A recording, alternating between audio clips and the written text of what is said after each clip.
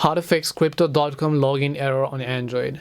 Hi everyone, welcome back to our channel Genie Guide. In today's video, I'll simply show you how you can fix the Crypto.com's login issues on your Android device, so make sure to watch the video till the end. In order to fix the login error of the Crypto.com app, it could be happening due to a couple of reasons. The first is the application issue, the other is the account issue, the third is the credentials issue. So if it is the application issue, first of all, you want to come to your Play Store, type in Crypto.com, check if the Crypto.com app has an update. If it does, then make sure to update it to the latest version. Or else what you can try to do is simply go ahead and long press on the Crypto.com app icon, then just tap on the I button here.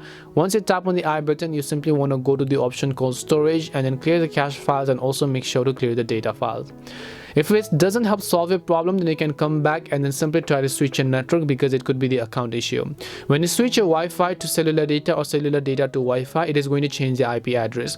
Or you can also simply use a VPN. The reason we want to change our IP address is sometimes the Crypto.com app could have temporarily blocked your IP address to access their server. So if you change the IP address, there's a 90% chance that you could actually go ahead and gain back access to your account. Last but not the least, it could be happening due to an incorrect credentials.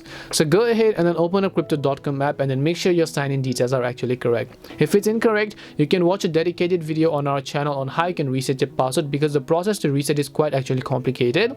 So you can go to log into existing account, but if you do know how to reset it, it's very simple. Just go ahead and enter your email address, tap on the continue button, verify your password, and then you should be able to set a new password and log into your account.